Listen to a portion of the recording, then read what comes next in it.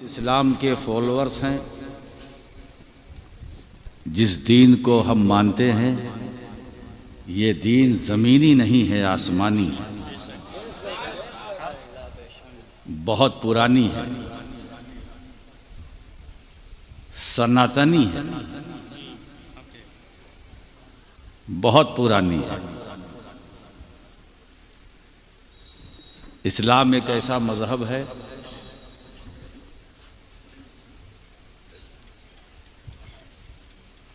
जो अमन व शांति का दाई है। इस्लाम अपने फॉलोअर्स से ये कहता है कि तुम दूसरों को न सताओ, किसी को न छेड़ो। इस्लाम हमसे ये कहता है कि अगर कोई परेशान हो तो उसकी परेशानी दूर करो। इस्लाम हमसे कहता है कि अगर कोई बेसहारा है तो उसे सहारा दे दो। इस्लाम ये कहता है कि अगर कोई बेचैन है तो उसके लिए चैन बन जाओ। इस्लाम ये कहता है कि अगर कोई बेकरार है तो उसके लिए करार बन जाओ। इस्लाम ये कहता है कि अगर तुम्हारे दरवाजे पर कोई भटकता हुआ मुसाफिर आ जाए जिसको तुम पहचानते नहीं, जानते नहीं, अगर वो भूखा है तो उसे खाना खिला दो, अगर वो प्यासा है तो उसे पानी पिला दो, अगर वो ज़रूरतमंद है तो उसकी ज़रूरत को पूरी करो। भेदभाव इस्लाम में नहीं है। छोटा बड़ा इस्लाम में नहीं।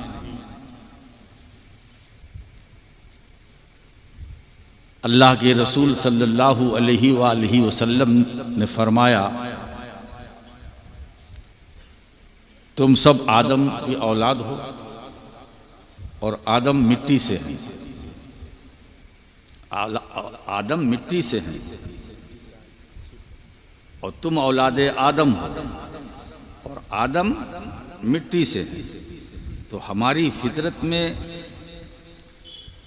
खाकसारी है, इनकिसारी है, क्योंकि मिट्टी की जो फितरत है उसमें नरमी है, इनकिसारी है, तवाज़ो है। आप मिट्टी को उठाकर उछालो तो फिर वो नीचे ही आएगी। इसके बरखिलाफ आग को भड़काओ तो ये ऊपर जाएगी। तो हम मिट्टी से हैं, हमारी फितरत में खाकसारी है, तवाज़ो है। हम न किसी को भड़काते हैं न खुद भड़कते हैं। दोनों काम हमारा नहीं है। मेरे बच्चों, आप समझो कि आपका दीन क्या है। जो इस्लाम आपके सीने में है इसकी वैल्यू क्या है। यही दीन हमारी शनाख्त है। और जो जिस दीन के हम फॉलोअर्स हैं, इसी दीन के बारे में हम मरने के बाद जब हम अपनी कब्र में जाएंगे तो हमसे सवाल किया जाएगा, तुम्हारा दीन क्या है। दूसरा सवाल हमसे कब्र में यही फरिश्ते करेंगे, तुम्हारा दीन क्या है ना। तो आपका जवाब होगा कि फरिश्तों, हमारा दीन इस्लाम है। पहले सवाल के जवाब में आप जब फरिश्ते कहेंगे तुम्हारा रब कौन है, तो आप जवाब दोगे कि मेरा रब अल्लाह, मेरा दीन इस्लाम है। और तीसरा और आखिरी सवाल जब कब्र में आपसे होगा, मा कुंता तक़ूलु फ़ी हक़्क़ि हाज़र रजुल, बताओ इनके बारे में तुम क्या कहा करते थे, क्या कहते थे, क्या कहते हो नहीं, क्या कहते थे। यानी कब्र में आने से पहले तुम दुनिया में थे तो इनके बारे में, यानी हुजूर के बारे में क्या कहते थे। हुजूर के बारे में कामयाबी का दारोमदार पहले दूसरे सवाल पर नहीं है। आज मैं कुछ अहम बात बताना चाहता हूं। तुम्हारा रब कौन? मेरा रब अल्लाह। दीन क्या? इस्लाम। अभी छुट्टी नहीं मिलेगी ना, हालांकि बात खत्म हो जानी चाहिए। रब अल्लाह है, दीन इस्लाम है।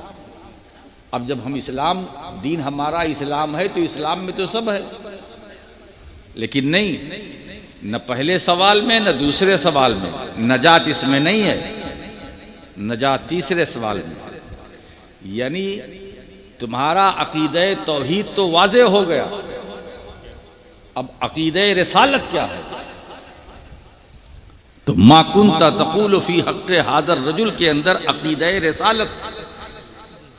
तुम इनके बारे में क्या बोलते थे, क्या कहते थे? इसीलिए मुसलमानों आदत डाल लो, और आपकी आदत है, कभी दरूद पढ़ लेते हैं, कभी सलाम पढ़ लेते हैं, कभी गुनगुनाते हैं, कभी सरकार का जिक्र करते हैं, कभी खलवत में, कभी जलवत में, कभी महफिल में, कभी तन्हाई में, कभी भीड़ भाड़ में, कभी मजमे में, कभी अकेले में, कभी मेले में, कभी अकेले में, कभी मेले में हुजूर को याद करते हैं, नात पढ़कर याद करते हैं, जिक्र करके याद करते हैं, या रसूल अल्लाह कहकर याद करते हैं, या नबी अल्लाह। तो अब ये जब आदत पड़ी रहेगी तो कब्र में आसानी होगी। अब एक राज की बात करूं, तीसरे सवाल का वही जवाब देगा जो मुस्तफ़ा को मानेगा,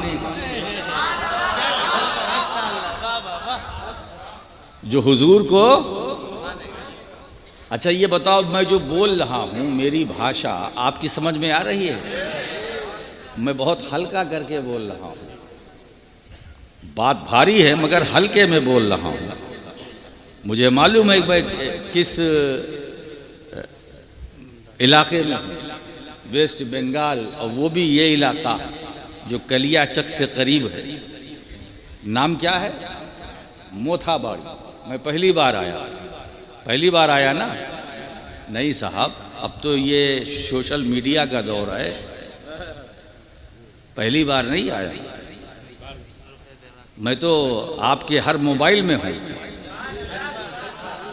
और मेरा नाम आप लिखिए, मैं आ जाऊंगा। तो मुझको अपने घरों में बुलाने के लिए हमें लेके चलने की जरूरत नहीं है, सिर्फ अपने मोबाइल में बटन दबाने की जरूरत है। अरे प्यारे, जब बटन दबाने से उम्मती तुम्हारे घर पहुंच सकता है तो नबी क्यों नहीं पहुंच?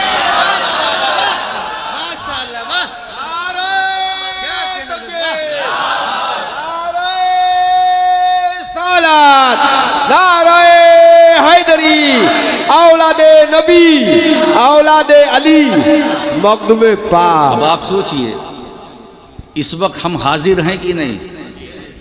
हाजिर हैं। हाजिर का मतलब जो मौजूद हो। नाजिर हम हैं, आपको देख रहे हैं। नाजिर वही है ना, देखने वाला। हाजिर जो मौजूद है, मौजूद रहने वाला। तो हम आपकी नज़र में, आप मेरी नज़र में, दोनों एक दूसरे की नज़र में हाजिर भी है, नाजिर भी है। बोलो। इत्तेफाक की बात है कि जितने बैठे हुए हैं यहां से लेके वहां तक सब उम्मती। अब बोलने वाला भी ठीक है। मैं खानवादे अशरफिया का एक फ़र्द हूँ। मखदूम अशरफ जहांगीर समनानी से मेरा ताल्लुक़ है। शेख अब्दुल कादिर जीलानी गौसे आज़म से मेरा रिश्ता है। मेरी रगों में जो खून है वो गौसे आज़म का है, जो बगदाद से चला, सफ़र करते हुए कचौचा शरीफ पहुंचा। तो जो रगों में ब्लड है, खून है ना, वो कादरी है, चिश्ती है, अशरफी है। ये गौसे आज़म का ब्लड है ना। एक बात बताऊं दोस्तों, मजहबी क़यादत हो या सियासी क़यादत, जुमला देखिएगा, मजहबी क़यादत हो या सियासी क़यादत, ये हक हमारा ही है। अब ज़रूरत है कि हम जैसे लोग भी मैदान में उतरें, अपने लिए नहीं, अपनी कौम के लिए, अपनी कौम के लिए हम समझें कि हमारी अहमियत क्या है, हमारी इमेज क्या है, हमारी हैसियत क्या है। हम तन्हा न कल थे न आज, न अकेले कल थे न आज, न तन्हा थे न तन्हा हैं न तन्हा रहेंगे, न हम बेसहारा थे न हैं न रहेंगे। हम जब तक ज़मीन पर हैं हमें सहारा मिल रहा, और जब मरकर अपनी कब्र में जाएंगे तो वहां भी हमें सहारा मिलेगा, है ना। तो हम हाजिर, आप भी हाजिर, हम एक दूसरे के लिए हाजिर व नाजिर हैं। आप हमें देख रहे हैं तो जो देखने वाला है वो नाजिर है। सोचो, लोग इसमें पड़े हुए हाजिर व नाजिर में। मैं कभी कभी सोच के परेशान हो जाता हूं कि जब उम्मती हाजिर व नाजिर हो सकता है तो नबी। अब अगर दिखाई न दे तो ये तो हमारी निगाहों का कसूर है।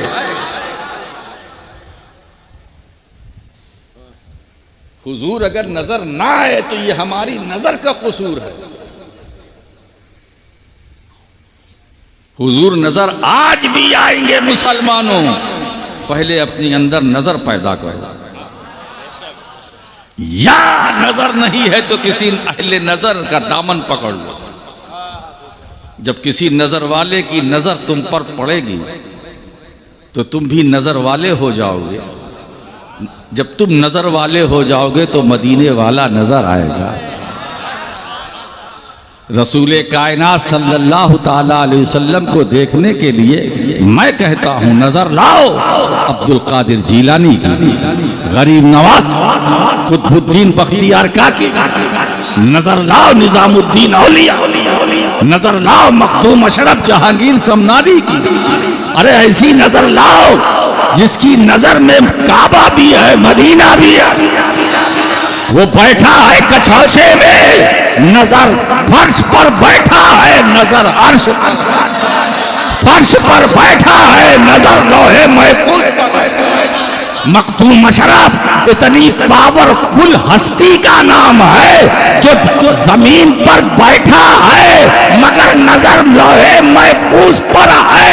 वो खुद फरमाते हैं रब ने मुझ अशरफ पर ऐसा करम फरमाया कि कायनात की सारी वुसअतें सिमट कर मेरे कदमों के नीचे है और अर्श इलाही मेरे दिल में तिल के बराबर। नारे तकबीर, नारे सलात, औलादे नबी, औलादे रसूल।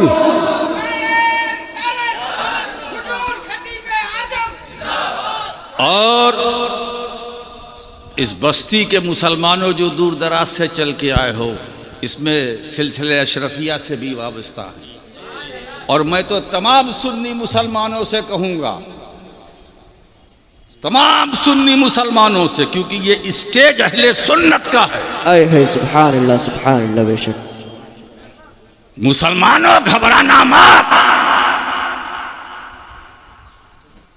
कल भी हुजूर हमारे लिए सहारा, आज भी हुजूर हमारे लिए सहारा।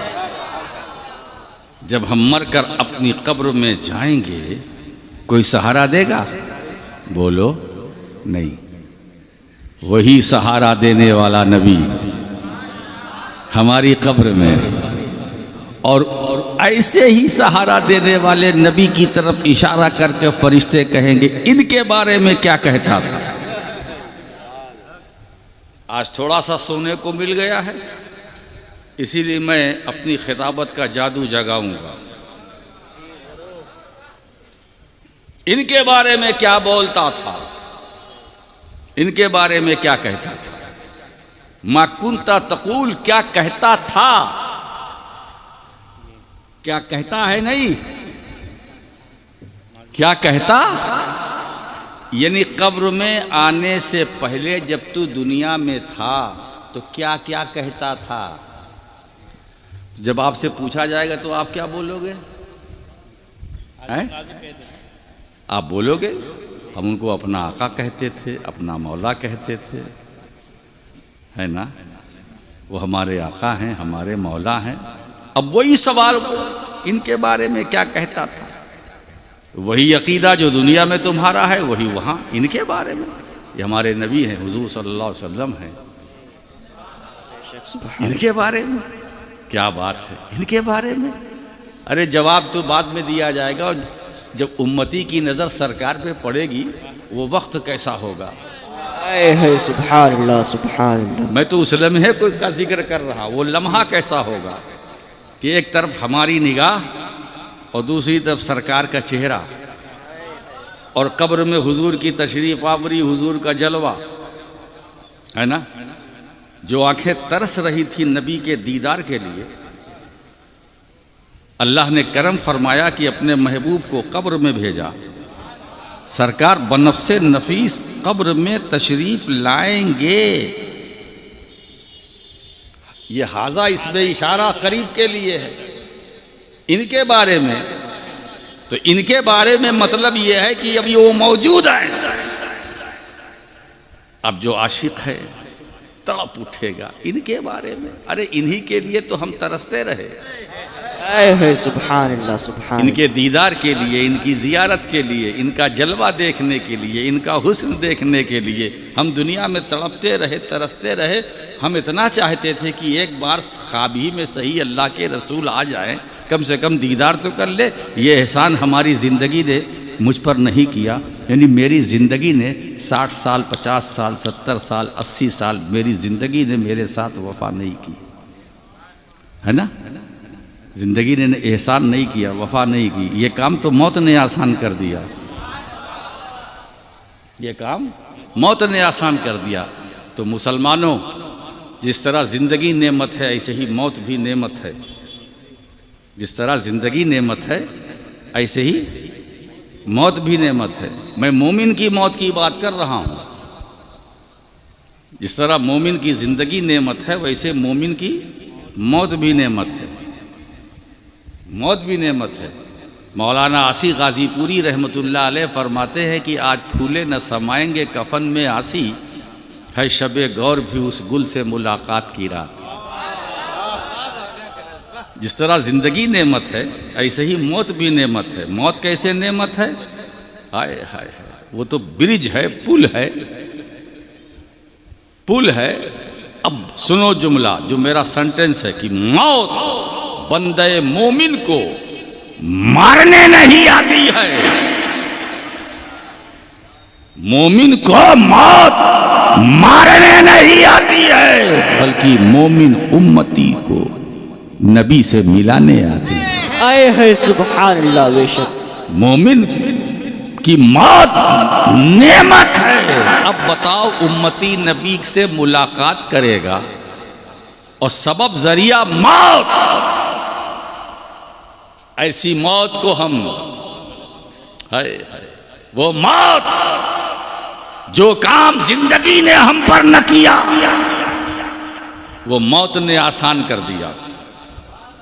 तो इनके बारे में क्या बोलता था? तो अब इनके बारे में जाहिर सी बात है, हमारी आदत तो पड़ी हुई है दुनिया में। हम हर सल्लल्लाहु अलैहि वसल्लम हुजूर सल्लल्लाहु अलैहि वसल्लम दरूद शरीफ पढ़ते हैं, सलाम पढ़ते हैं, जिक्र करते होगे, नहीं करते हो तुम, है ना? तो यही जवाब तो कब्र में दोगे। इनके बारे में क्या कहते हो? तो जो यहाँ कहेंगे। अच्छा एक बात बताऊं, सही जवाब वही देगा जो मानेगा। फरिश्ते लाख कहे कि इसीलिए मर्द का लफ्ज आया। इनके बारे में क्या कहते हो? इस शख्स के बारे में क्या कहते हो? वो नाम ये भी तो ले सकते थे कि इस नबी के बारे में क्या कहते थे। फिर सवाल क्या रहा? अगर नबी का नाम ले लेते तो सवाल क्या था? तो अब बात आई कि हम पहचानेंगे कैसे? वो पैमाना क्या है कि हम मरकर कब्र में जाएं तो मुस्तफा को पहचाने, है ना? तो कब्र में कैसे पहचाने, ये मरहला बात का है। दुनिया में जब तक जिंदा रखो पहले मानो, मानो पहले मानो, बाद में पहचानो। मतलब ये पैमाना मैं देके जा रहा हूं, जो दुनिया में मुस्तफा को मानेगा वो कब्र में मुस्तफा को पहचानेगा, जो यहां मानेगा वहां पहचानेगा, जो यहां मानेगा नहीं वहां पहचानेगा। बेशक ये तो हमारे हाजा नबीना मुहम्मद सल्लल्लाहु ताला अलैहि वसल्लम, ये तो हमारे आका हैं, ये मुस्तफ़ा जाने रहमत है। अरे यही तो वो नबी हैं जो अजीज हैं, जमील हैं, अजीम हैं, रऊफुर रहीम हैं, करीम हैं। वो बिल मोमिनीन रऊफुर रहीम। मेरे दोस्तों, क्या घड़ी होगी, क्या लम्हा होगा कि जब कब्र में हम हुजूर की जियारत करेंगे। अच्छा एक बात बताएं, घर वाले रोते रहेंगे कि मेरे अब्बा चले गए और अब्बा खुश, सुभान अल्लाह। बेटा रो रहा है कि मेरा बाप मर गया, है ना। अब बेटे को थोड़ा सा संजीदा हो जाना चाहिए कि तुम रो रहे हो इस गम में, मेरा बाप चला गया। मगर बाप से पूछो जाके, वो खुश, पहले क्यों नहीं आए? पहले आते तो पहले दीदार होता, लेट आए तो लेट हो रहा है। तो दोस्तों, ये जिंदगी और मौत को अल्लाह ने जो बनाया, सूरह मुल्क के अंदर क्या कहा, अल्लज़ी खलक़ल मौत वल हयात लियब्लुवकुम अय्युकुम अहसनु अमला। ये अल्लाह वो है जिसने जिंदगी और मौत को खल्क किया, पैदा किया। क्यों? ताकि वो आजमाए, तुम्हारा इम्तिहान ले, तुम्हें आजमाए कि तुम में अमल के एतबार से सबसे अच्छा कौन है, सबसे बेहतर कौन है। तो ये दुनिया इम्तिहान गाह है, ये आजमाइश की जगह है। एक एक कदम उठाना तो संभल के और समझ के।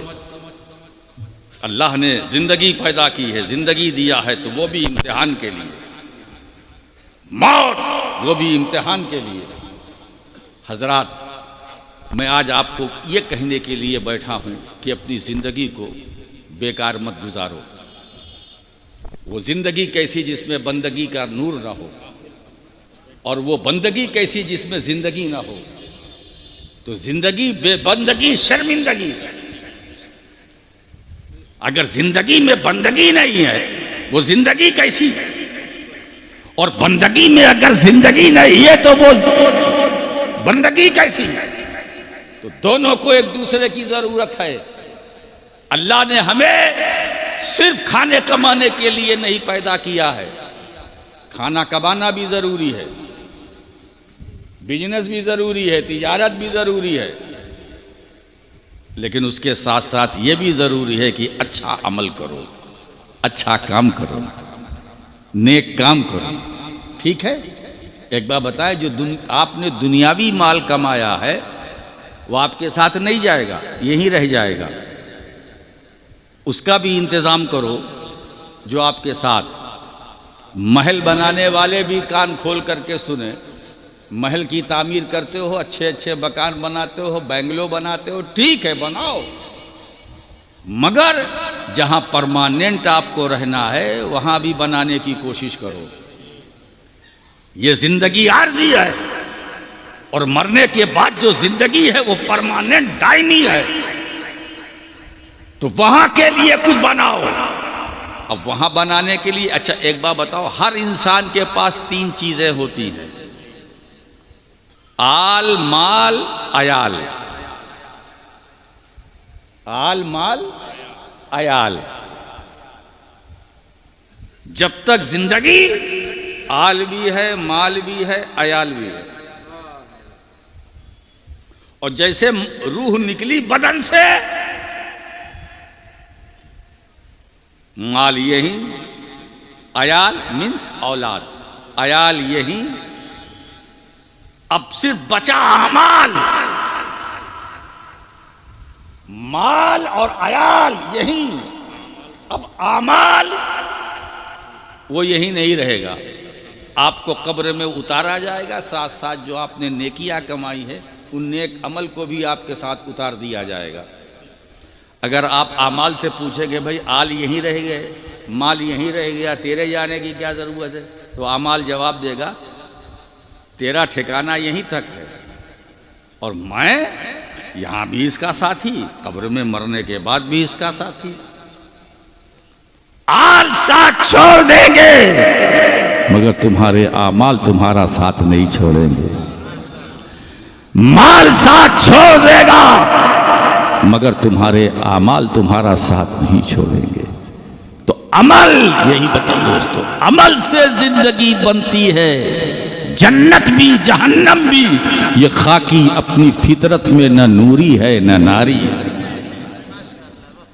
अगर अपनी जिंदगी को बनाना चाहते हो तो अमल की दुनिया में कदम रखो।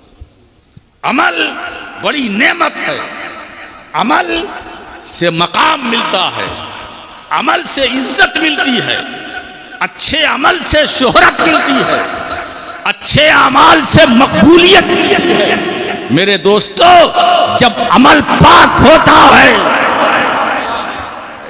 रियाकारी से पाक होता है ना, रियाकारी से अमल पाक होता है तो खुदा की बारगाह में वो अमल मकबूल होता है। जब वो मकबूल होता है तो बंदा काबिल कबूल होता है। जब बंदा काबिल कबूल होता है तो अल्लाह की तरफ से ये निदा हो जाती है, मैं इस बंदे से मोहब्बत करता हूँ। ए जमीन पर रहने वालों, तुम भी इससे मोहब्बत करो, और इस आसमान पर रहने वालों, तुम भी इससे मोहब्बत करो। आप समझ रहे हैं? आप जरा देखिए, मखदूम अशरफ जहांगीर समनानी ने तर्क सल्तनत किया। अच्छा ये बताइए, कोई कुर्सी पाके कुर्सी छोड़ता है? बोलो, हैं? 5 साल की कुर्सी, हर मंत्री संतरी को मालूम है कि 5 इयर्स के लिए, ओनली फॉर 5 इयर्स, 5 साल के लिए ये कुर्सी है। अब इस कुर्सी को पाने के लिए क्या क्या करता है वो आप जानते हैं। क्या क्या करता है, कितने ड्रामे करने पड़ते हैं। तो अच्छा, कुर्सी पर बैठने के बाद अगर उससे कहा जाए क्या आपका दिल चाहता है उठने का? नहीं भाई, अगर परमानेंट रहे मिल जाए तो बहुत अच्छा है। कोई कुर्सी पाके कुर्सी छोड़ता है? बोलो नहीं। और अगर उससे बड़ी सल्तनत मिल जाए तो कोई छोड़ेगा? अरे ये सारा झगड़ा भारत में कुर्सी ही का है। इन्हें ले लो, खरीद लो, उन्हें खरीद लो, इन्हें इंगेज कर लो, उन्हें इंगेज कर लो, ये वो, दाएं बाएं आगे पीछे, कैसे कैसे हथकंडे इस्तेमाल किए जाते हैं कि कुर्सी बची रहे, कुर्सी बची रहे। एक ये है जो कुर्सी की लालच में इतना मस्त है कि इस कुर्सी पाने के लिए क्या क्या हथकंडे इस्तेमाल करते हैं। मगर मखदूम अशरफ को देखो, समनान की सल्तनत, बादशाह, फौज, लश्कर, सिपाही, दौलत, सरवत, हुकूमत, मखदूम अशरफ ने तर्क सल्तनत किया, ताजेशाही को तर्क किया, कुर्सी छोड़ा, इख्तिदार के तख्त पर बैठे थे, इख्तिदार की कुर्सी पर उसे तर्क फरमाया। ये मामूली बात नहीं है। 5 साल की कुर्सी जिसे सब मालूम है उसको छोड़ना, लाले पड़ जाते हैं कि छोड़ें कि ना छोड़ें। लोग कहते हैं कि कुर्सी से ये चिपके हैं, ये गलत है, कुर्सी इनसे चिपकी है। मैं दोनों सही है, वो उनसे चिपके है, ये उससे चिपके है। मगर मेरे अशरफ से तर्क सल्तनत किया, तख्ते शाही को छोड़ा, इख्तिदार को छोड़ा। मैंने कहा हुजूर, तख्त पर बैठने वाला कहीं तख्त को त्याग देता है? कहा हाँ मैंने दिया। मैंने पूछा राज क्या है? तो मखदूम अशरफ ने जवाब दिया, शान शान, जो तख्त पर बैठता है वो महरूम होता है, और जो तख्त को ठुकरा देता है वो जमाने का मखदूम हक है सुभान अल्लाह। अल्लाह या रसूलल्लाह या अली। इसीलिए दोस्तों तख्त पर बैठने वाले महरूम हैं, कुर्सी पर बैठने वाले महरूम हैं, और जो छोड़ देते हैं वो जमाने के मखदूम हैं, है ना। इसी बात को सामने रखते हुए मेरे दादा हुजूर मुहद्दिस आज़म हिंद ने बरसों पहले ये कहा था कि सिमना का तख्त छोड़ के गौसुल वरा हुए, यूं सल्तनत के तर्क ने सुल्तान बना दिया। हजराते गिरामी, तो इस्लाम के हम फॉलोअर्स हैं। इस्लाम अमन और शांति का मजहब है, इस्लाम सुकून की दावत देता है, इस्लाम बेचैनों का चैन है, इस्लाम बेकरारों के लिए करार है। इसलिए अगर किसी बेअमल मुसलमान को देखो तो इस्लाम के बारे में फैसला मत करना। मुसलमान इस्लाम से है, इस्लाम मुसलमान से नहीं है। हम इस्लाम को फॉलो करते हैं। इस्लाम को जो फॉलो करता है इसका मतलब यह है कि वो अल्लाह के रसूल को फॉलो करता है, जो हुजूर की सुन्नत है, हुजूर की सीरत है।